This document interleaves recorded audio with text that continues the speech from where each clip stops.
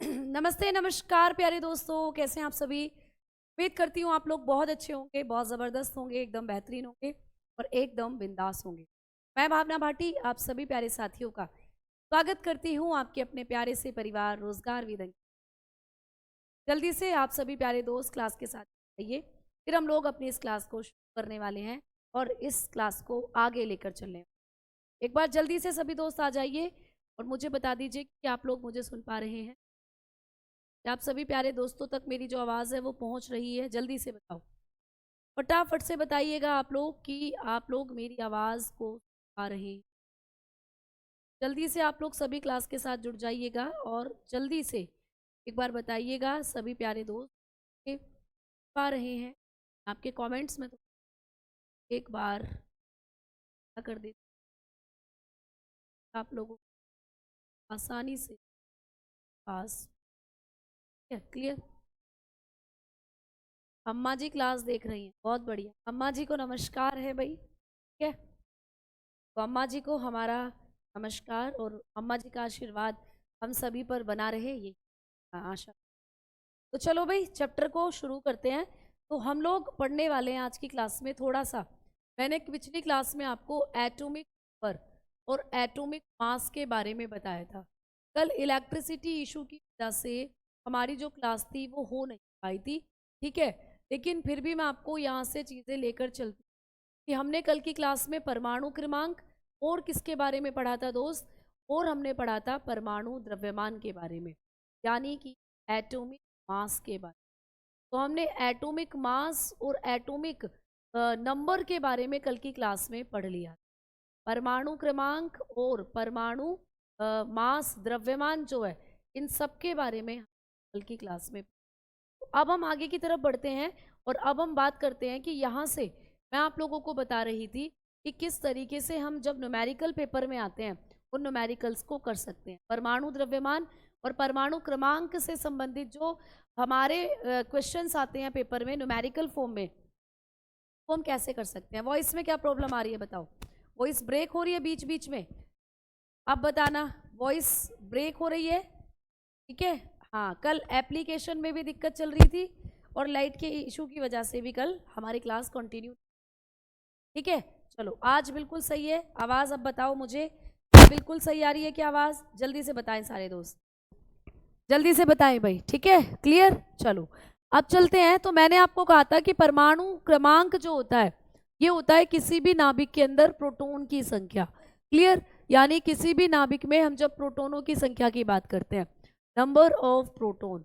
आगे हमने परमाणु मास एटॉमिक नंबर की, ये एटॉमिक मास की बात करी थी कि किसी भी नाभिक के अंदर प्रोटॉन और न्यूट्रॉन की जो संख्या होती है वो कहते हैं हम लोग क्या, एटॉमिक मास। तो चलिए इन पर मैं आपको कुछ न्यूमेरिकल क्वेश्चंस भी करा रही थी, कुछ न्यूमेरिकल प्रॉब्लम भी करा रही थी। जैसे ये वाला हमने कर लिया था कि हाइड्रोजन का समस्थानिक है ड्यूटेरियम, इसमें प्रोटॉन और न्यूट्रॉन की संख्या है दी हुई है आप लोगों को, और इसका द्रव्यमान संख्या पूछा है। द्रव्यमान संख्या को हम ए से रिप्रेजेंट करते हैं। ए इज इक्वल टू हो जाता है आपका प्रोटॉन की संख्या प्लस न्यूट्रॉन की संख्या। एक प्रोटॉन की संख्या ये आ गई, एक प्रोटॉन की न्यूट्रॉन की संख्या ये, दोनों को आप एड ऑन कर देंगे तो आंसर आपका 2 आया था। पिछली 2-3 क्लासेस से इसको समझने की हम कोशिश कर रहे थे, तो ये तो सबने सोल्व कर लिया होगा। अब मैं आपको लेकर चलती हूँ एक दूसरे क्वेश्चन की तरफ, ठीक है। अब हम चलते हैं दोस्त कहाँ पर, एक नए दूसरे क्वेश्चन की तरफ, जहां पर आप लोगों को पूछ रहा है कि अगर हम लोग बात करते हैं कि एक उदासीन तत्व है, ठीक है, एक तत्व के उदासीन परमाणु में 19 इलेक्ट्रॉन होते हैं, तो इसकी परमाणु संख्या क्या है ये आपको बताना है, क्लियर। तो ये आपको बताना है कि एक तत्व के उदासीन, उदासीन का मतलब है कि एलिमेंट जो है न्यूट्रल है, ना तो उसने किसी को इलेक्ट्रॉन दिया है ना उसने किसी से इलेक्ट्रॉन लिया है। तो एक न्यूट्रल एलिमेंट के पास 19 इलेक्ट्रॉन है, इसकी परमाणु संख्या आपको पूछ रहा है। फटाफट से बताओ कैसे करोगे, परमाणु संख्या आप कैसे निकालेंगे। परमाणु संख्या बराबर होती है दोस्त प्रोटॉन की संख्या, ठीक है। प्रोटॉन की संख्या को कहा जाता है परमाणु संख्या, क्लियर। तो प्रोटॉन की संख्या यानी कि नंबर ऑफ प्रोटॉन, क्लियर। अब जब नंबर ऑफ प्रोटॉन की हम लोग बात करते हैं तो परमाणु संख्या को हम Z से रिप्रेजेंट करते हैं, तो Z इज इक्वल टू हो जाता है number of proton.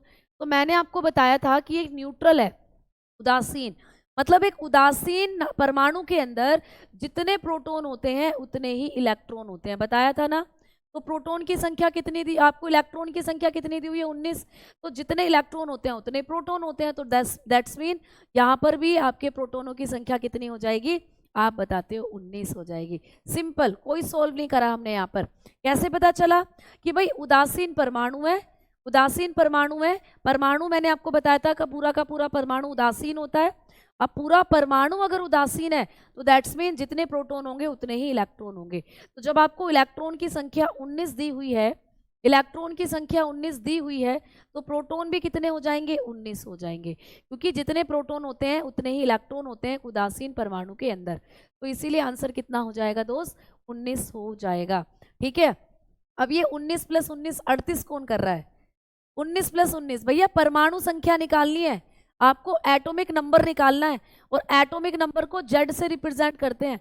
Atomic number होता है जेड = होता है प्रोटॉनों की संख्या, केवल प्रोटॉन की संख्या बतानी होती है। तो मैंने कहा था ना कि जितने प्रोटॉन होते हैं उतने इलेक्ट्रॉन है, तो जब इलेक्ट्रॉन 19 दिए हुए हैं तो प्रोटॉन भी कितने होंगे, 19 होंगे। तो सी आंसर हमारा क्या हो जाएगा, सही। ठीक, आगे चलो, एक और क्वेश्चन है आपके सामने कि एक तत्व को, हमने एक तत्व दिया हुआ है फॉस्फोरस, ठीक है, इसका परमाणु क्रमांक 15 दिया हुआ है और इसका जो परमाणु द्रव्यमान है वो 31 दिया हुआ है। तो इसमें पूछ रहा है कि इसके नाभिक में कितने प्रोटॉन हैं, जल्दी से बताओ। इसके नाभिक में आपको प्रोटॉन की संख्या पूछ रहा है, ठीक है। 20 नहीं होंगे क्या मैम, इलेक्ट्रॉन में 1 एक्स्ट्रा भी होता है क्या नेगेटिव चार्ज से। बेटा नेगेटिव चार्ज है कहाँ, ये बता दो मुझे, नेगेटिव चार्ज है कहाँ। वो कह रहा है उदासीन है परमाणु, कोई नेगेटिव कोई पॉजिटिव चार्ज नहीं है, नेगेटिव पॉजिटिव कुछ नहीं है, उदासीन है, न्यूट्रल है। तो एक न्यूट्रल परमाणु के अंदर जितने प्रोटॉन होते हैं उतने इलेक्ट्रॉन होते हैं, ठीक है। तो इसीलिए यहाँ पर नंबर क्या आ जाएगा, 19 आ जाएगा। अब इसको सोल्व आउट करते हैं, जल्दी से बताओ क्या होगा आंसर, जल्दी से बताइएगा आंसर क्या होगा फटाफट। कल बेटा एप्लीकेशन के अंदर इशू चल रहा था तो क्लास हमारी कंटिन्यू नहीं हो पाई थी, और कल इलेक्ट्रिसिटी इशू भी था, इस वजह से कल क्लास कंटिन्यू नहीं कर पाए थे। अब यहाँ पर आपको क्या कह रहा है कि एक तत्व है फॉस्फोरस, है ना, इसका परमाणु उसको आपको नंबर के अकॉर्डिंगली दिखाया हुआ है, और मैंने आपको बताया था कि ऊपर की तरफ हम लोग क्या लिखते हैं, परमाणु द्रव्यमान। तो इसका परमाणु द्रव्यमान कितना दिया हुआ है, एटॉमिक मास कितना दिया हुआ है, तो एटॉमिक मास है इसका 31, और इसका एटॉमिक नंबर कितना दे रखा है, एटॉमिक नंबर होता है इसका 15। मैंने आपको बहुत अच्छे से बताया था कि एटॉमिक नंबर को नीचे लिखा जाता है, एटॉमिक मास को ऊपर की तरफ लिखा जाता है। तो ये है परमाणु क्रमांक, क्लियर। और आपको क्या पूछ रहा है कि इसमें प्रोटॉन की संख्या कितनी होगी, ये बता दीजिए, इसमें प्रोटॉन की संख्या कितनी होगी ये बता दीजिए, ठीक है, क्लियर। अच्छा 13 दिया है, लो 13 कर लो, 13 कर लो, 13 ही दे रखा है बेटा, 13 कर लो। तो ये एक एग्जाम्पल के तौर पर दिया है, होता 31 ही है, लेकिन यहाँ पर आपको चेंज करके एक एग्जाम्पल के तौर पर दिया है, 13 है। तो मुझे बता दो कि अब इसमें प्रोटॉन की संख्या कितनी होगी, ठीक है। हाँ 13 ही लिख दिया बेटा, 13 लिख दिया, बिल्कुल 13 लिख दिया, 13 ही दिया हुआ है, ठीक है। चलो तो अब इसमें आप लोग मुझे बताएं कि प्रोटॉन की संख्या कितनी होगी। 31 नहीं है, 13 ही है, वैसे तो 31 होता है लेकिन यहाँ 13 दिया हुआ है आपको क्वेश्चन के रूप में, तो हमने 13 ही ले लिया, कोई दिक्कत नहीं है, हमने 13 ले लिया, लो कोई दिक्कत नहीं है, घबराओ मत, उससे कोई फर्क नहीं पड़ने वाला, हमने 13 ही ले लिया। तो अब मुझे बताओ कि इसमें प्रोटॉन की संख्या कितनी है, प्रोटॉन की संख्या कितनी है, ठीक है। चलो अब देखो मैंने आपको क्या कहा था कि दोस्तों जब कभी भी हम लोग परमाणु क्रमांक निकालते हैं, जब कभी भी हम लोग किसी भी तत्व का परमाणु क्रमांक निकालते हैं, कोई कैलकुलेशन लगाने की जरूरत ही नहीं है। जब हम किसी भी तत्व का कोई एटॉमिक नंबर निकालते हैं, एटॉमिक नंबर जो होता है वो क्या होता है बताओ, एटॉमिक नंबर बराबर प्रोटॉन की संख्या होता है या नहीं, एटॉमिक नंबर बराबर प्रोटॉन की संख्या, मतलब जो एटॉमिक नंबर दे रखा है वही है प्रोटॉनों की संख्या, है ना, नंबर ऑफ प्रोटॉन। आपको मैंने समझाया था कि एटॉमिक नंबर कभी भी आपको दिया हुआ हो तो समझ जाना कि नंबर, एटॉमिक नंबर मतलब प्रोटॉनों की संख्या दी हुई है। तो यहाँ पूछ रहा है कि कितने प्रोटॉन होंगे, तो ये है इसका एटॉमिक नंबर, ये है बेटा इसका एटॉमिक नंबर, हमेशा नीचे लिखते हैं एटॉमिक नंबर को। तो एटॉमिक नंबर बराबर प्रोटॉन की संख्या, तो प्रोटॉन कितने हो गए हम बताकर चलते हैं, 15 हो गए, सिंपल। कोई भी यहाँ पर आपको कैलकुलेशन करनी ही नहीं है, ऊपर चाहे 31 हो, ऊपर चाहे 32 हो, कैलकुलेशन करनी ही नहीं है। आपको सिंपली ये पूछ रहा है कि प्रोटॉन की संख्या बताओ। तो प्रोटॉन की संख्या क्या होती है? परमाणु क्रमांक की प्रोटॉनों की संख्या है। तो परमाणु क्रमांक नीचे वाली वैल्यू होती है, तो दैट्स मीन यही प्रोटॉनों की संख्या है। तो लगा दिया 15। इस तरीके से इतने सिंपल से क्वेश्चन है जो आपको आते हैं, जो आपको एग्जामिनेशन में पूछे जाते हैं। अगर मैं यहाँ पर आपको एक और क्वेश्चन देकर चलूँ, चलो इसको पढ़ो, ये एक अच्छा सा प्रश्न है, इसको करो सभी दोस्त, ठीक है। An atom has 11 proton and 12 neutron, what is the atomic mass? ठीक है, एक मैं हिंदी में बता देती हूँ, हिंदी वाले कहेंगे मैम हिंदी में समझाओ। तो भाई एक परमाणु है, ठीक है, एक क्या है दोस्त? परमाणु। एक परमाणु के पास कितने न्यूट्रॉन है? पहले तो मैं बता दूं प्रोटॉन। एक परमाणु के पास प्रोटॉन दिए हुए हैं आप लोगों को कितने? 11, ठीक है। और मैम न्यूट्रॉन कितने दिए हुए हैं? न्यूट्रॉन की संख्या दी हुई है प्यारे दोस्तों 12। तो एक परमाणु है जिसके पास 11 प्रोटॉन है और 12 न्यूट्रॉन है, तो इसका एटॉमिक मास बताइए कितना होगा? इसका परमाणु द्रव्यमान निकालना है दोस्तों, कितना होगा? बहुत सिंपल, बताओ जल्दी से। परमाणु द्रव्यमान आपको पूछ रहा है कि परमाणु द्रव्यमान बताओ क्या होता है, ठीक है। ये ऑप्शन दिए हुए हैं, तो बताओ। एक एटम है जिसके पास 11 तो प्रोटॉन है, 12 न्यूट्रॉन है, और इसका परमाणु द्रव्यमान आपको पूछ रहा है। इसका आंसर क्या होगा जल्दी से बताओ। अब आप लोग जानते हो, मैंने आपको बताया था कि परमाणु द्रव्यमान बराबर, परमाणु द्रव्यमान क्या होता है?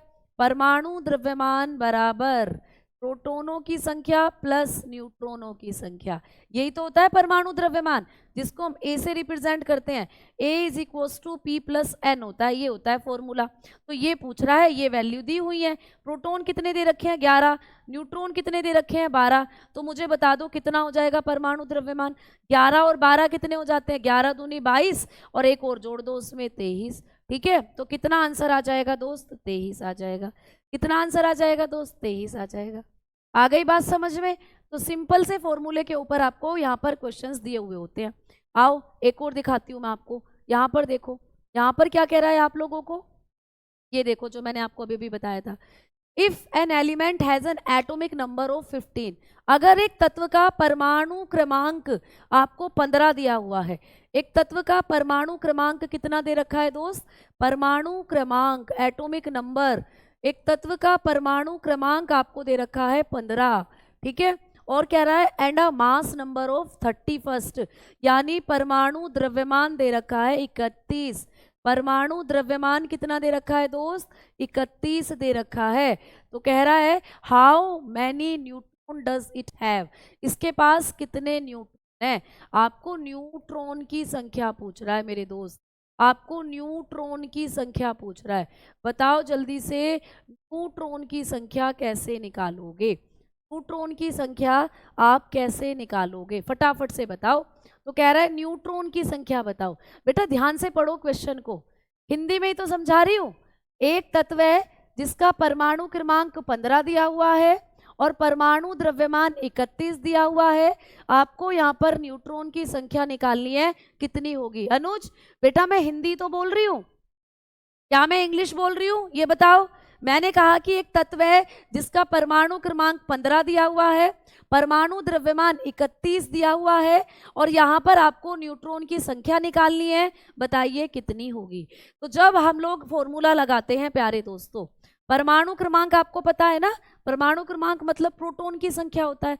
तो यहाँ पर जब हम लोग फॉर्मूला लगाएंगे ना, सिंपल, जब कभी भी आपको न्यूट्रॉन की संख्या निकालनी हो तो 31 में से माइनस कर देना 15 को, यानी परमाणु द्रव्यमान में से, जो परमाणु द्रव्यमान है इसमें से परमाणु क्रमांक को माइनस कर दो, है ना। परमाणु द्रव्यमान में से परमाणु क्रमांक को माइनस कर दो तो बेटा न्यूट्रॉन की संख्या निकल कर आ जाएगी। परमाणु द्रव्यमान कितना दे रखा है? 31। परमाणु क्रमांक कितना दे रखा है? 15। 31 में से 15 गया तो कितना बचा ये बताओ।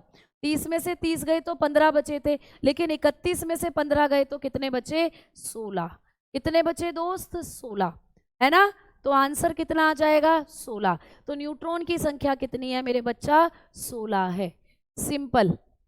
16 होगी न्यूट्रॉन की संख्या। तो कभी भी आप लोगों को परमाणु द्रव्यमान दिया हुआ हो, परमाणु क्रमांक आपको दिया हुआ हो, न्यूट्रॉन की संख्या निकालने को पूछे तो सिंपल कोई कैलकुलेशन नहीं करनी, परमाणु द्रव्यमान में से परमाणु क्रमांक को घटा देना, न्यूट्रॉन की संख्या निकल कर आ जाएगी। इस फॉर्मूले को याद रखना न्यूट्रॉन की संख्या निकालने के लिए कि परमाणु द्रव्यमान में से परमाणु क्रमांक को घटाकर न्यूट्रॉन की संख्या समझ में आपको आना चाहिए यहाँ पर। ठीक है, इतना भी इंग्लिश नहीं आ रहा कि इतना इंग्लिश में समझ नहीं आया। इंग्लिश का तो मैं बता ही नहीं रही, मैं तो पढ़ा ही नहीं है इंग्लिश का, ये तो सिर्फ उन बच्चों के लिए है जो इंग्लिश वाले हैं, मैंने तो पढ़ा ही नहीं है, मैं तो सारी चीज़ हिंदी में समझा रही हूँ आपको। ठीक है बेटा, क्लियर? तो ये आप लोगों को समझ में आ गया, ऐसे आपको पूछा जाएगा। अगर मैं आप लोगों के लिए एक और क्वेश्चन ले आऊं, लास्ट क्वेश्चन, जल्दी से पढ़ो इसको और सोल्व आउट करो। यहाँ पे कह रहा है N isotope of carbon has 6 proton and 8 neutron, what is its mass number. कह रहा है कि कार्बन जो है प्यारे दोस्त, कार्बन है ना, कार्बन के लिए अगर हम लोग बात करें तो कार्बन के अंदर जो प्रोटॉन की संख्या है कितनी दे रखी है, कार्बन में प्रोटॉन की संख्या दे रखी है 6। कार्बन के अंदर प्रोटॉन की संख्या कितनी है दोस्तों, 6 है ना।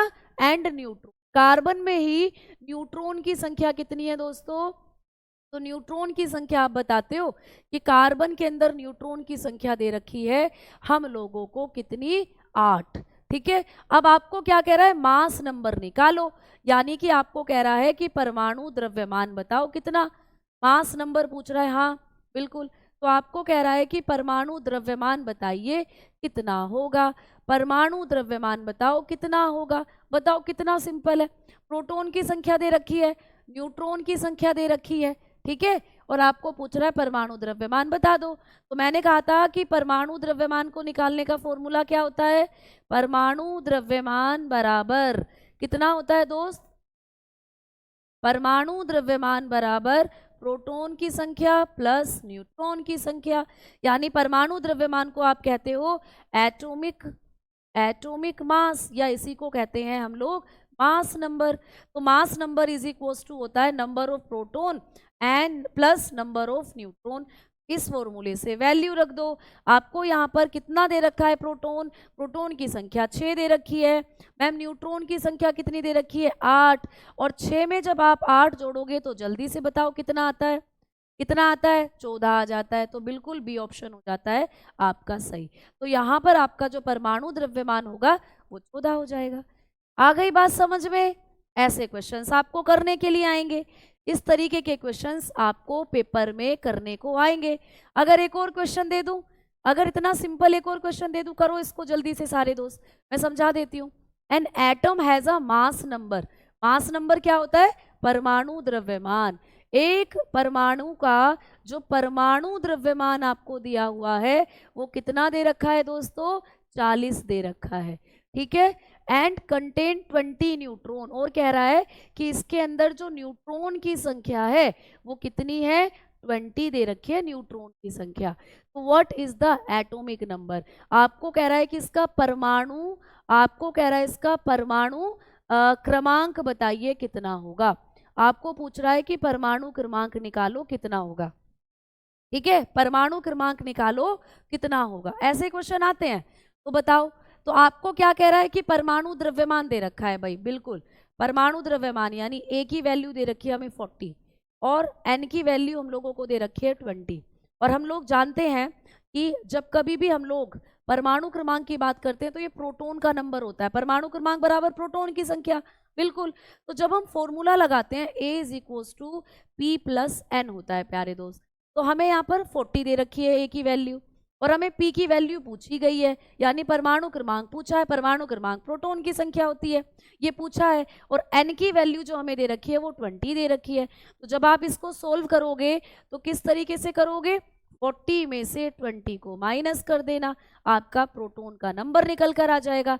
40 में से 20 माइनस करे तो क्या हो जाता है, 20।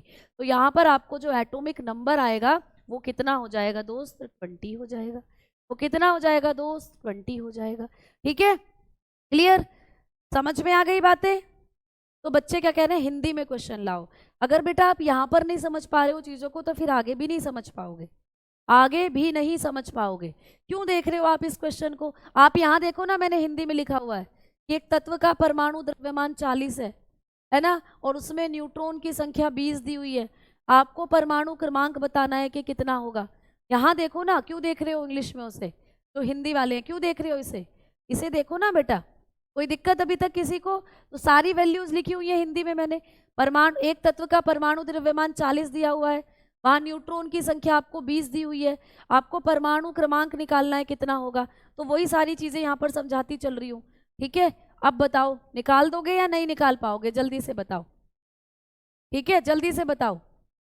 आ गई बात समझ में? ठीक है, ठीक। तो यहाँ हिंदी इंग्लिश की कोई दिक्कत ही नहीं होनी चाहिए। बोर्ड पर हिंदी में भी लिखा हुआ है और बोर्ड पर इंग्लिश में भी लिखा हुआ है, ठीक है। हाँ बेटा, जब आप पढ़ते हो चीज़ों को तो ये तो एकदम नॉर्मल इंग्लिश है। कौन सा ऐसा शब्द है जो आपको समझ में नहीं आया? बिल्कुल सीधी सिंपल चीज़ें हैं बेटा, ठीक है, क्लियर। चलें आगे। अब चलते हैं आगे की तरफ। अब बढ़ते हैं प्यारे दोस्त, ये आपके क्वेश्चंस हो गए हैं। इन क्वेश्चंस को आप लोग अच्छे से सोल्व आउट करिएगा, है ना। चलो, अब मैं 2 क्वेश्चन आपको देकर जाऊंगी। मैं पीडीएफ में लगा रही हूँ ये 2 क्वेश्चन, इनको करना अच्छे से, ठीक है, इनको करना अच्छे से। ये 2 क्वेश्चन और है, इनको करना, वरना कल की क्लास में हम सोल्व करेंगे। अब आ जाओ आगे की तरफ बढ़ते हैं। अब हमने परमाणु द्रव्यमान और परमाणु क्रमांक से संबंधित जो फैक्ट्स थे उनको पढ़ लिया और क्वेश्चन भी सोल्व कर लिए। अब हम आगे चलते हैं। अब मैं आपको बताती हूँ कि एक परमाणु के अंदर कुछ चीजें पाई जाती हैं। जैसे सबसे पहले नंबर पर हम लोग हेडिंग देंगे आइसोटोप, ठीक है, समस्थानिक। आपको पेपर में पूछा जाता है कि समस्थानिक क्या होते हैं। समस्थानिक आपको पूछा जाता है आइसोटोप के बारे में। आइसोटोप्स क्या होते हैं भाई? आइसोटोप, ठीक है, समस्थानिक के बारे में पूछा जाता है। तो आपको पेपर में क्वेश्चन आता है कि केमिस्ट्री में आइसोटोप्स क्या होते हैं, समस्थानिक क्या होते हैं। तो समझ के चलना समस्थानिक क्या होते हैं, ठीक है। वे तत्व जिनके परमाणु क्रमांक, क्लियर, अच्छा, वो तत्व जिनके परमाणु क्रमांक कैसे होते हैं बेटा? समान होते हैं, लेकिन परमाणु द्रव्यमान अलग अलग होते हैं, वो कहते हैं हम लोग समस्थानिक आइसोटोप। तो लिखेंगे वे तत्व, पूछ लिया जाता है पेपर में, वे तत्व जिनके जिनके परमाणु क्रमांक, पढ़ चुके हो ना, परमाणु क्रमांक बराबर प्रोटॉन की संख्या, जिनमें प्रोटॉनों की संख्या या परमाणु क्रमांक समान होते हैं, ठीक है, जिनके, वे तत्व जिनके परमाणु क्रमांक समान होते, ठीक है, समान होते हैं, तथा परमाणु द्रव्यमान भिन्न भिन्न होते हैं। परमाणु द्रव्यमान भिन्न भिन्न होते हैं, ठीक है, परमाणु द्रव्यमान भिन्न भिन्न होते हैं। वो क्या कहते हैं दोस्त? वो कहते हैं हम लोग समस्थानिक। पूछा जाएगा पेपर में कि समस्थानिक क्या होते हैं। तो आपने देख लिया कि वे तत्व जिनके परमाणु क्रमांक समान होते हैं तथा परमाणु द्रव्यमान भिन्न भिन्न होते हैं। तो लिखोगे elements, elements that have similar atomic number, similar atomic number, atomic number तो समान होते हैं, ठीक है, बट डिफरेंट एटॉमिक मास, लेकिन एटॉमिक मास अलग अलग होते हैं, बट डिफरेंट एटॉमिक मास, उन्हीं को हम लोग क्या कहते हैं? उसी को कहा जाता है समस्थानिक। अब जैसे एग्जाम्पल के तौर पर बात करते हैं हाइड्रोजन की, उदाहरण के तौर पर बात करते हैं हाइड्रोजन, ठीक है, उदाहरण के तौर पर क्या, हाइड्रोजन की बात करते हैं। दोस्तों जो हाइड्रोजन होता है ना, ये हाइड्रोजन एक तरीके का ऐसा तत्व है जिसके 3 आपको समस्थानिक नजर आते हैं। ये भी क्वेश्चन आता है कि हाइड्रोजन के कितने समस्थानिक होते हैं। तो हाइड्रोजन के 3 समस्थानिक होते हैं, ठीक है, हाइड्रोजन के 3 समस्थानिक होते हैं, ठीक है, यानी हाइड्रोजन हैव 3 आइसोटोप, क्लियर। तो हाइड्रोजन के पास 3 आइसोटोप हैं, 3 आइसोटोप्स पाए जाते हैं हाइड्रोजन के पास, ठीक है, समझ में आ गई बात। अब आइसोटोप्स क्या होते हैं? क्योंकि जिनका एटॉमिक नंबर जो होता है वो समान होता है और एटॉमिक मास अलग अलग होता है। जैसे आइए अब मैं आपको समझाती हूँ हाइड्रोजन का समस्थानिक लेकर कि किस तरीके से ये आपको याद रखने हैं। जब आप यहाँ पर देखोगे ये दिखाई कम दे रहा है, ठीक है, मैं लिख देती हूँ। चलो मैं लिख देती हूँ यहाँ पर और आप इसको समझ जाओगे। जब हम लोग बात करते हैं हाइड्रोजन की, तो हाइड्रोजन के 3 समस्थानिक होते हैं। देखो ये हाइड्रोजन है, ठीक है, ये हाइड्रोजन। तो इसका एक रूप आपको ऐसा दिखेगा 1H1 वाला, एक रूप दिखेगा 1H2 वाला, एक रूप दिखेगा 1H3 वाला। तो मुझे सबसे पहले ये बताओ कि इनमें ये जो आपको यहाँ नजर आ रहे हैं, इनमें एटॉमिक नंबर कहाँ लिखा है, ऊपर या नीचे? जल्दी बताओ। एटॉमिक नंबर, परमाणु क्रमांक कहाँ लिखा हुआ है? जल्दी से बताओ। इनमें परमाणु क्रमांक कहाँ लिखा हुआ है? जल्दी से बताओ, फटाफट जल्दी से बताओ। परमाणु क्रमांक यहाँ पर कहाँ लिखा हुआ है? व्हाइट कलर, तो व्हाइट कलर कर लेते हैं, ठीक है। अब बताओ जल्दी कि इनमें से परमाणु क्रमांक कहाँ है, ये बताओ। नर्सिंग के लिए बेटा बहुत आपको थोड़ा एक्स्ट्रा पढ़ना पड़ेगा, बिल्कुल। तो आपको दिख रहा है ना, ये जितने भी नीचे की तरफ 1 लिखे हुए हैं ये सब परमाणु क्रमांक है, क्योंकि परमाणु क्रमांक को तत्वों के नीचे लिखा जाता है। तो मैंने क्या कहा था कि वो तत्व जिनके परमाणु क्रमांक समान होते हैं, कहा था ना अभी डेफिनेशन में कि जिनके परमाणु क्रमांक कैसे होते हैं दोस्त? समान। तो आपको दिख रहा है, आपको नजर आ रहा है कि यहाँ पर जितने भी एटॉमिक नंबर हैं वो सब एक जैसे हैं। एटॉमिक नंबर आपको यहाँ सेम नजर आ रहे हैं, यहाँ भी 1 है, यहाँ भी 1 है, यहाँ भी 1 है, तो दैट्स मीन एटॉमिक नंबर तो सेम है, सही है। और मैंने कहा कि जिनके परमाणु द्रव्यमान अलग अलग होते हैं, जिनके परमाणु द्रव्यमान भिन्न भिन्न होते हैं। परमाणु द्रव्यमान कहाँ है बताओ? परमाणु द्रव्यमान यानी कि एटॉमिक मास डिफरेंट होते हैं। एटॉमिक मास जो होगा वो डिफरेंट होगा दोस्त, अलग अलग होगा। एटॉमिक मास जब डिफरेंट है तो ये होता है एटॉमिक मास। तो यहाँ पर तो 1 है, यहाँ पर 2 है, यहाँ पर 3 है, यानी एटॉमिक मास इनके अलग अलग है। तो बस ये है हाइड्रोजन के समस्थानिक। तो कभी भी आपको पूछे कि वो तत्व जिनके परमाणु क्रमांक एक जैसे हैं, परमाणु द्रव्यमान अलग अलग हैं, वो क्या होते हैं? समस्थानिक। अब ये हाइड्रोजन के 3 समस्थानिक है। इसको क्या कहते हैं? इसको कहते हैं प्रोटियम, इसको कहा जाता है प्रोटियम। ये हाइड्रोजन का एक समस्थानिक है जिसका नाम होता है प्रोटियम, ठीक है। ये हाइड्रोजन का एक समस्थानिक है जिसको कहते हैं ड्यूटेरियम, ड्यूटेरियम इसको कहा जाता है दोस्तों, ड्यूटेरियम, ठीक है। ड्यूटेरियम आपको पेपर में पूछ लेगा ऐसे फॉर्मूला देकर कि हाइड्रोजन का कौन सा समस्थानिक है, तो ये हाइड्रोजन का ड्यूटेरियम समस्थानिक है, ये हाइड्रोजन का प्रोटियम समस्थानिक है, और यहाँ पर 3 है ना, तो इसको कहते हैं ट्राइटियम, ट्राइटियम। तो ये हाइड्रोजन का ट्राइटियम समस्थानिक है, ट्राइटियम, ठीक है। तो इस तरीके से ये हाइड्रोजन के 3 समस्थानिक होते हैं। इनमें आपको एटॉमिक नंबर तो बिल्कुल सेम दिख रहा है, लेकिन एटॉमिक मास अलग अलग है। अगर आपको पूछे कि प्रोटियम का एटॉमिक मास कितना है, तो आपने कह दिया 1, एटॉमिक नंबर भी 1, एटॉमिक मास भी 1। आपको पूछे ड्यूटेरियम जो होता है, ड्यूटेरियम का एटॉमिक मास कितना है, तो 2 मतलब ड्यूटेरियम। और ट्राइटियम का एटॉमिक मास कितना है, तो 3 मतलब ट्राइटियम, ठीक है, क्लियर है ना। अब चलते हैं आगे। तो ये हो जाते हैं आपके क्या? समस्थानिक के एग्जाम्पल। अब यहां से भी आपको क्वेश्चन आता है कि हाइड्रोजन का कौन सा समस्थानिक ऐसा है जिसमें 0 न्यूट्रॉन होते हैं, जिसके नाभिक में न्यूट्रॉन ही नहीं होते? तो हम बताते हैं ये प्रोटियम ऐसा समस्थानिक है जिसके पास 0 न्यूट्रॉन है। तो हम लोग नोट करके कुछ चीजें लिख सकते हैं, ठीक है, ये एग्जाम में क्वेश्चन आया है। तो बताएंगे हाइड्रोजन का प्रोटियम समस्थानिक, हाइड्रोजन के प्रोटियम समस्थानिक के पास, प्रोटियम समस्थानिक में, हाइड्रोजन के प्रोटियम समस्थानिक में न्यूट्रॉन की संख्या 0 होती है, ठीक है, मतलब न्यूट्रॉन नहीं होते, न्यूट्रॉन की संख्या 0 होती है, याद रखना, ठीक है, न्यूट्रॉन की संख्या 0 होती है।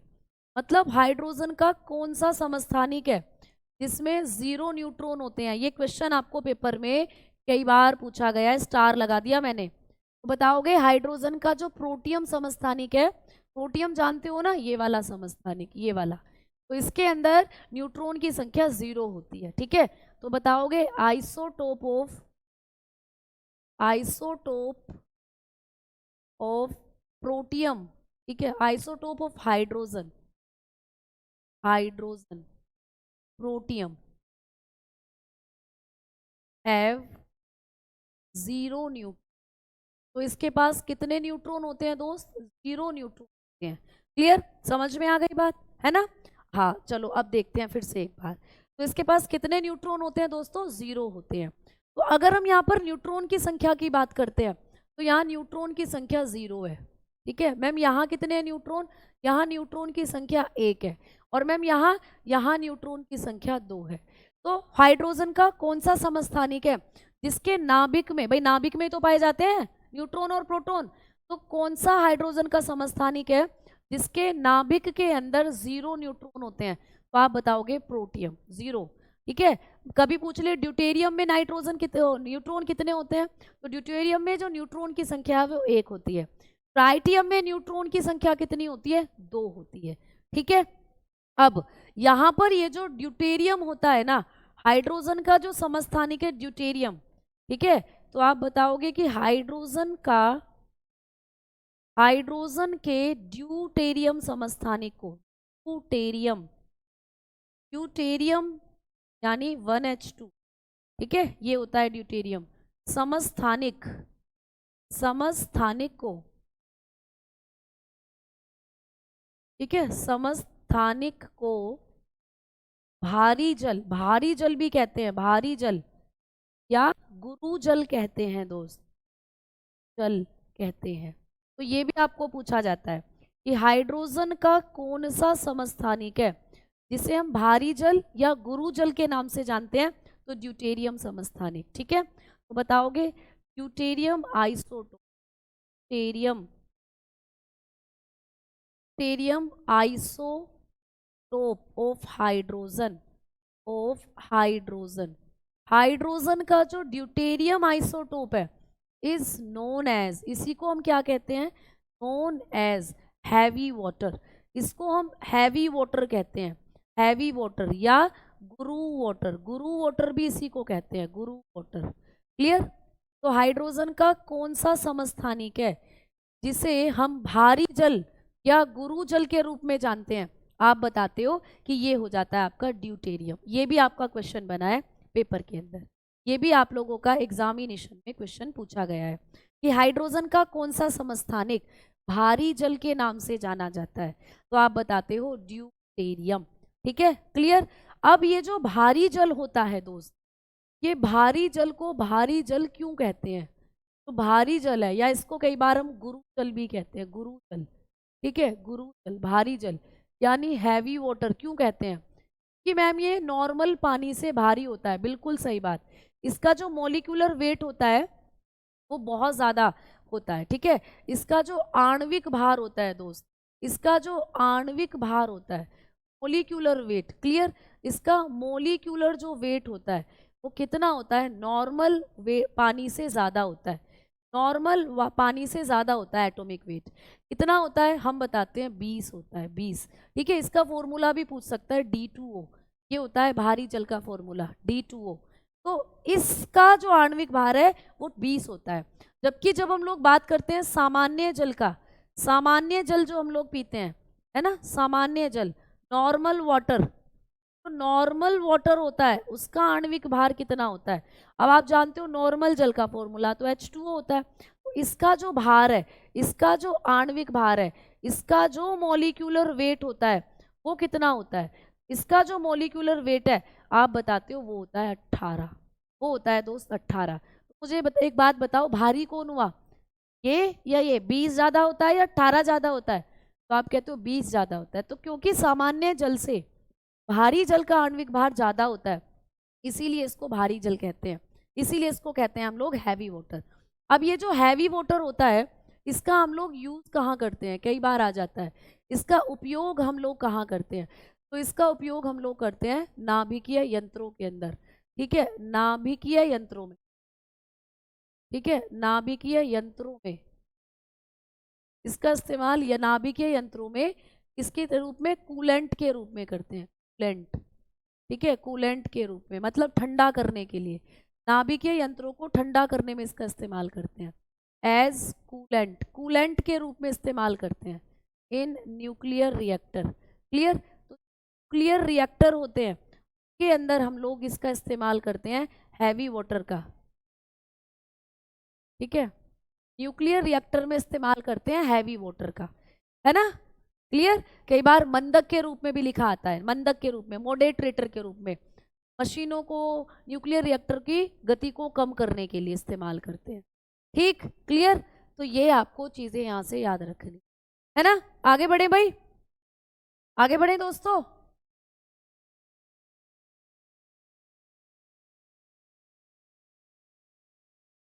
ठीक है, समझ में आई बातें या नहीं? फटाफट से बताइए। एक एक एक कमेंट है बस, मैं उस कमेंट को देख लूं, एक बच्चे के, वो ऊपर भाग गया। इंपॉर्टेंट सा कमेंट मुझे वो लग रहा था शायद।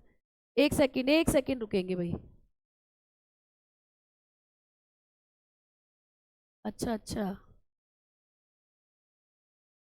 टेक्निकल केमिस्ट्री को लेकर एक बच्चे का मैसेज था। टेक्निकल आर्मी का केमिस्ट्री आपसे, अच्छा अच्छा, टेक्निकल केमिस्ट्री की बेटा केमिस्ट्री चल तो रही है, टेक्निकल केमिस्ट्री आप लोगों की सर करा रहे हैं आपको वहाँ टेक्निकल केमिस्ट्री। ठीक है, कोई दिक्कत नहीं है, बिल्कुल बढ़िया चलेगा वहाँ भी। एक बार थोड़ा सा टाइम दो सर को, ठीक है? चलो आ जाओ। तो यहाँ पे समझो, आप लोग बात कर रहे हो कि मैम इसको हम लोग भारी जल क्यों कहते हैं। भाई मुझे तोल लो और एक मोटी सी बहुत मोटी लड़की को तोलो, तो जब आप वजन तोलोगे तो ऑब्वियसली उस मोटी लड़की में ज्यादा वजन आएगा।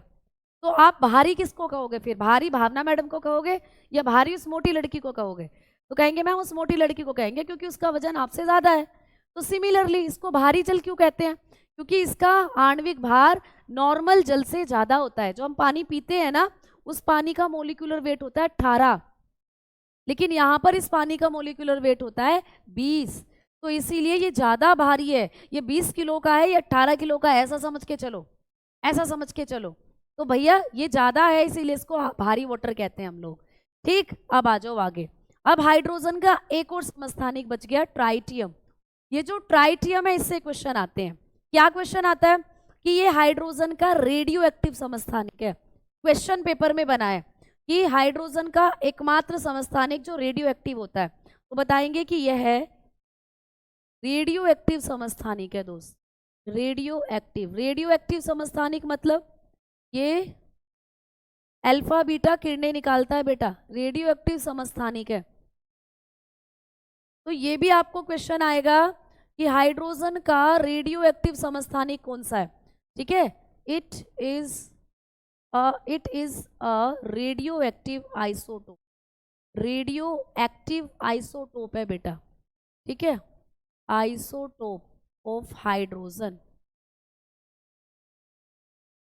Radio active isotope of hydrogen. ठीक है, तो ये हाइड्रोजन का रेडियो एक्टिव आइसोटोप है, मतलब ये अल्फा बीटा गामा किरणें निकालता है। ठीक है, जब इसको गर्म करते हैं तो ये अल्फा रेज बीटा रेज ऐसे किरणें निकालता है। ठीक है ना, क्लियर? क्लियर? चलो आ जाओ, अब आगे बात करते हैं। अब चलते हैं आगे की तरफ और बात करते हैं अब हम नेक्स्ट। तो आइसोटोप के बारे में तो आपने पढ़ लिया कि आइसोटोप्स वो हैं जिनका परमाणु क्रमांक समान होता है, परमाणु भार अलग अलग होता है। अब आइसोटोप आपको मैंने बता दिए हाइड्रोजन के। कुछ आइसोटोप्स कार्बन के भी होते हैं बेटा, कुछ आइसोटोप्स कैसे होते हैं? कार्बन के भी होते हैं। जैसे यहाँ पर देखो, यहाँ पर आपको कुछ कार्बन नजर आ रही है, ये कार्बन है, ये कार्बन है, ये कार्बन है। इस कार्बन का परमाणु क्रमांक कितना है? 16 दिया हुआ है, 6 दिया हुआ है। ठीक है, थोड़ा सा पेन पतला कर लेती हूँ। इसका कितना दिया हुआ है? 6 परमाणु क्रमांक। इसका भी परमाणु क्रमांक कितना है? 6 है। इसका भी परमाणु क्रमांक कितना है? 6। तो मतलब तीनों कार्बन के परमाणु क्रमांक सेम है। बिल्कुल, जहां पर परमाणु क्रमांक समान होते हैं वो क्या होते हैं? समस्थानिक।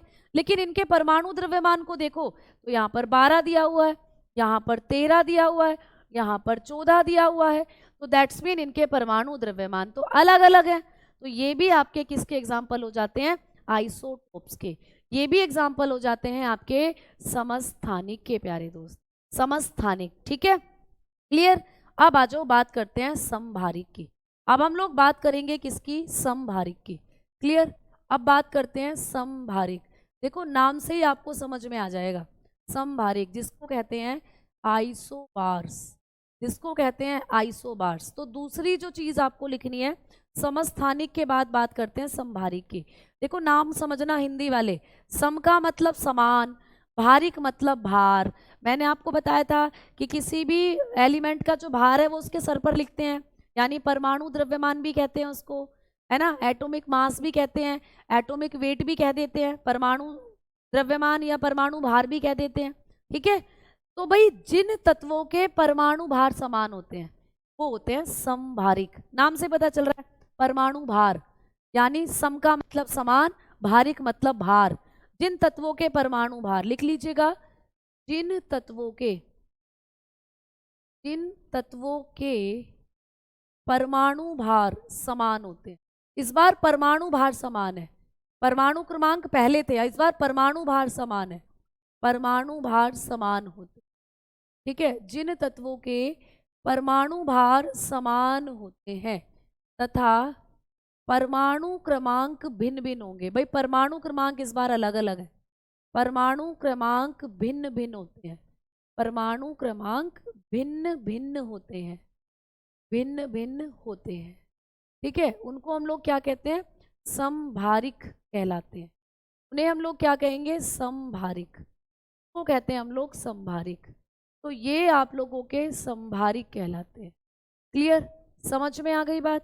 तो भाई वो तत्व जिनके परमाणु भार समान होते हैं, है ना, परंतु परमाणु क्रमांक भिन्न भिन्न होते हैं, वो होते हैं समभारिक। उल्टा कर दिया इस बार, पहले परमाणु क्रमांक समान थे, परमाणु द्रव्यमान भिन्न भिन्न थे, अब उल्टा हो गया। तो बताते हैं, elements that have similar atomic weight, similar atomic weight, जिनके एटॉमिक वेट जो है वो समान होंगे, but different atomic mass, different atomic number, but different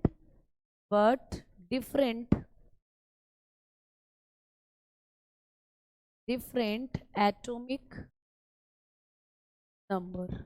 तो जिनके एटॉमिक नंबर अलग अलग हों पर atomic mass, atomic weight same हो, उनको कहा जाता है समभारिक। ठीक है, समभारिक। अब जैसे इनके एग्जाम्पल की तरफ चलते हैं। इनके एग्जाम्पल की तरफ जब हम लोग बढ़ेंगे तो जब आप लोग देखोगे यहाँ पर, ये है आइसोबार के एग्जाम्पल, नजर आ रहा है, ये है आइसोबार। देखो समझना अच्छे से, यहाँ पर क्या दिया हुआ है? आर्गन दिया हुआ है आपको। ठीक है, बहुत बढ़िया। यहाँ पर आपको पोटेशियम दिया हुआ है, यहाँ पर आपको कैल्शियम दिया हुआ है। ठीक है, अब आप मुझे बताओ कि अभी अभी हमने पढ़ा कि आइसोबार क्या होते हैं, आइसोबार क्या होते हैं, है ना, आइसोबार क्या होते हैं? मैम इंग्लिश में समझ नहीं आ रही, मैम इंग्लिश समझ नहीं आ रही, इंग्लिश में क्या समझ नहीं आ रहा ये बताओ, इंग्लिश में क्या समझ नहीं आ रहा?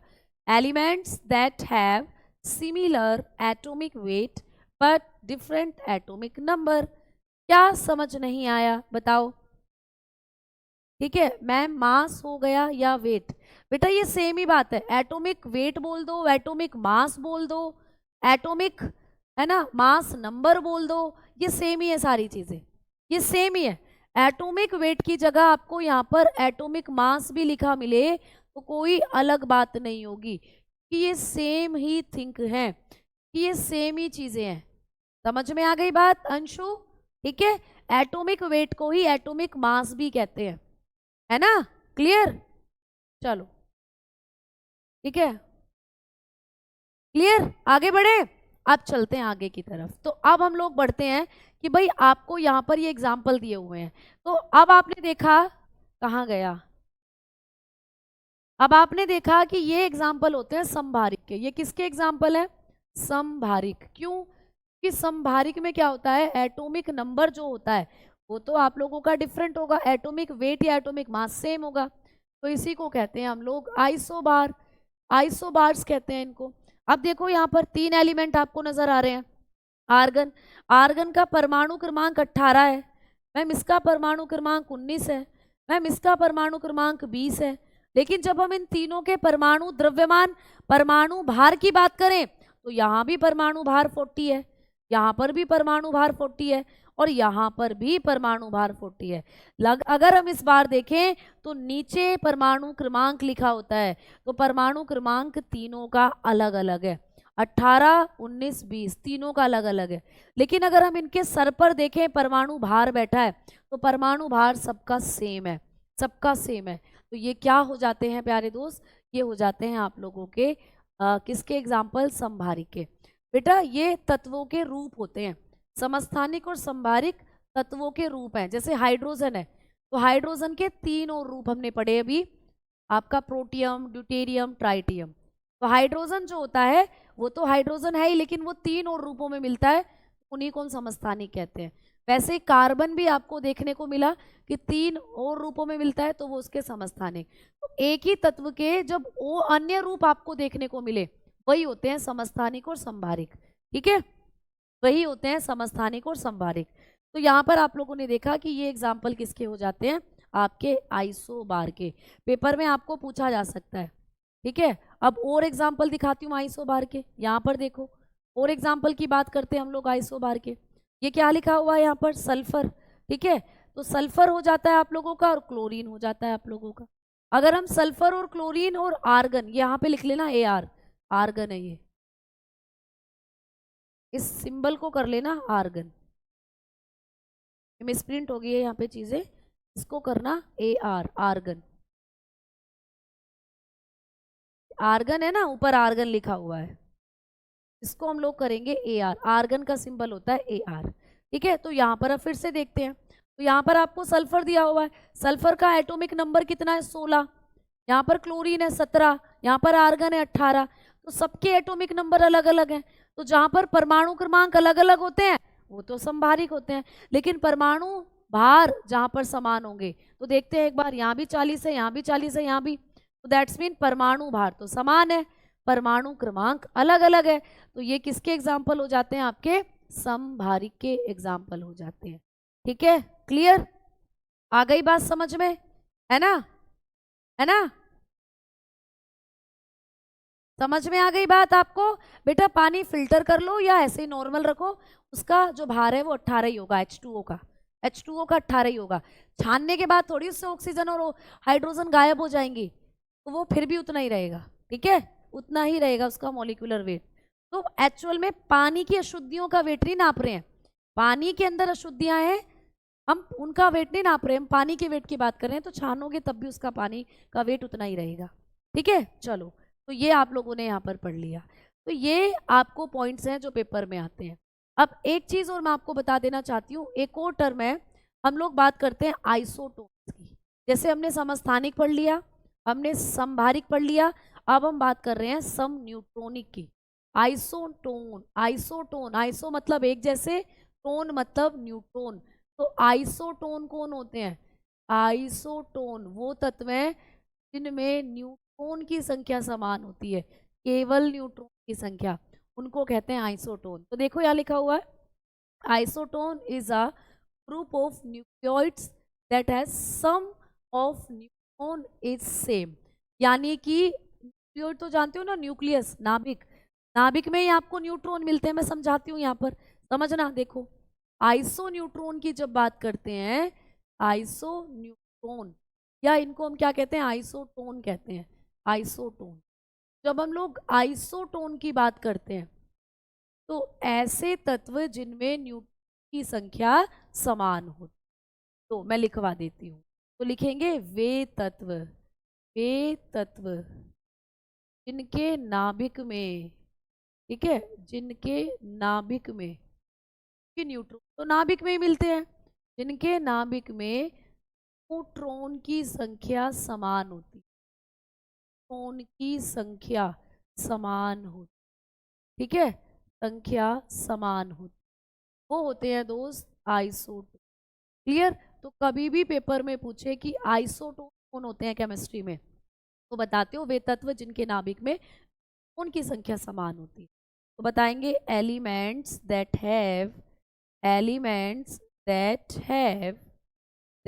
Have similar number of neutron, neutron, similar या सेम नंबर ऑफ न्यूट्रॉन, है ना, same number of neutron in their nucleus, number of neutron, तो similar number of neutrons in their nucleus. ठीक है भाई, नाभिक में ही मिलते हैं न्यूट्रॉन, आपने पढ़ा है, इन देयर न्यूक्लियस। तो इन्हीं को हम लोग क्या कहते हैं, आइसोटोन कहते हैं, यानी कि जिनमें न्यूट्रॉन की संख्या समान हो, है ना। आइसो का मतलब समान और टोन मतलब न्यूट्रॉन, तो न्यूट्रॉन की संख्या जिसमें समान हो वो हो जाते हैं आप लोगों के आइसोटोन। ठीक है, अब आइसोटोन के एग्जाम्पल की बात करो तो यहाँ पर आपको दिख रहा है ये फॉस्फोरस, है ना। और बेटा आप लोग बताते हो कि जो फॉस्फोरस होता है इसके अंदर इसका जो परमाणु क्रमांक है वो 15 है और परमाणु जो इसका द्रव्यमान है वो 31 है। तो इसमें जब आप न्यूट्रॉन इनको देख लो एक तरफ, और एक तरफ आप लोग इसको देखोगे, इसको क्लोरीन का एक समस्थानिक 16 और 32, इसको देखोगे जब आप, तो यहाँ पर आप लोग देखोगे कि इन दोनों में न्यूट्रॉन की संख्या समान आएगी। कैसे निकालते हैं न्यूट्रॉन की संख्या, अभी मैंने आपको एक न्यूमेरिकल कराया था कि 31 में से 15 को माइनस कर दो, न्यूट्रॉन की संख्या आ जाएगी। तो 31 में से जब आपने 15 माइनस करा तो कितना आया था, 16, तो इसमें 16 न्यूट्रॉन। इसमें भी आप घटा दो, तो यहाँ पर आप लोग जब 32 में से 16 को घटा दोगे तो कितना आएगा, 16 आएगा। तो दैट्स मीन इसके अंदर भी न्यूट्रॉन की संख्या 16 है और इसके अंदर भी न्यूट्रॉन की संख्या 16। तो ये किसको प्रदर्शित कर रहे हैं, ये प्रदर्शित कर रहे हैं आप लोगों के प्यारे बच्चों, आप बताओगे आइसोटोन। ये प्रदर्शित कर रहे हैं किसको, दो आइसोटोन। आई बात समझ में, जल्दी से बताओ, बात समझ में आई सभी प्यारे दोस्तों को, फटाफट से बताओ। ठीक है ना, एप्लीकेशन में चल रही है बेटा, दिक्कत चल रही है एप्लीकेशन में। तो आज की क्लास में हमने ये सारी चीजें पढ़ी हैं। अब मैं आपको कल की क्लास में ये जो आइसोटोप्स और आइसोबार है ना, इनके यूजेस बताऊंगी। इनके यूजेस कि भाई जैसे कोबाल्ट 60 होता है, एक समस्थानिक है कोबाल्ट का, ये क्या काम करता है, तो इसका इलाज, इसका जो यूज करते हैं हम कैंसर के उपचार में करते हैं। ठीक है, radiation therapy to prevent cancer, paper में आ सकता है, आया हुआ है कई एग्जाम में। एक होता है आयोडीन 131, आयोडीन 131 मस्तिष्क के ट्यूमर का पता लगाने के लिए या हृदय, यकृत और थायराइड की गतिविधि की निगरानी करने में इसका इस्तेमाल करते हैं। आप जानते हो ना, गले में ग्रंथि होती है थायराइड, जिसको कार्य करने के लिए आयोडीन की जरूरत है, तो बस आयोडीन 131 थायराइड के उपचार में दिया जाता है, हृदय रोगियों को दिया जाता है, लीवर से संबंधित बीमारियों में दिया जाता है। कार्बन 14 बहुत बार पूछा गया है, ये मधुमेह, गठिया और एनीमिया के रोगों में चयापचय का अध्ययन करने के लिए दिया जाता है, और इसका इस्तेमाल हम लोग कार्बन डेटिंग में भी करते हैं। तो ये सारी चीज़ें मैं आपको कल की क्लास में समझाऊंगी। ठीक है, कल की क्लास में हम लोग इनके बारे में पढ़ेंगे। तो देखो ये रहा कार्बन 14, ये जीवों और पदार्थों की कार्बन डेटिंग में भी इस्तेमाल करते हैं, यानी कि एज का पता लगाने के लिए, एज का पता लगाने के लिए कल की क्लास में कराऊंगी इन सबको। ठीक है, फिर हम लोग कल की क्लास में मेटल और नॉन मेटल की तरफ भी बढ़ेंगे। ठीक दोस्त, तो बहुत बहुत शुक्रिया, बहुत बहुत धन्यवाद। बेटा हिंदी और इंग्लिश दोनों में लिखे हुई हैं चीज़ें, अब इनको मैं हिंदी में कैसे बताऊं, बताओ। ये जो डेफिनेशन थी वो तो मैंने हिंदी इंग्लिश दोनों में आपको बताई है, ये चीज़ तो आपको ऐसी ही आनी है पेपर में, ये चीज़ तो आपको ऐसी ही आनी है ना। इनको तो मैं हिंदी में नहीं लिख सकती, आर्गन ऐसे ही लिखाएगा हिंदी और इंग्लिश दोनों में, पोटेशियम ऐसे ही लिखाएगा, कैल्शियम ऐसे ही लिखाएगा बेटा। तो बिल्कुल ये चीज़ें तो ऐसी हैं जो आपको ऐसे ही याद करनी पड़ेंगी। ठीक है, मैंने बाकी यहाँ पर आपको हिंदी में भी और इंग्लिश में भी डेफिनेशन लिखवा दी है ना। तो ये तो ऐसे एलिमेंट हैं जिनको आपको हिंदी में एज इट इज करना पड़ेगा। ठीक है, तो अब मिलेंगे हम लोग कल की क्लास में। जय हिंद, जय भारत।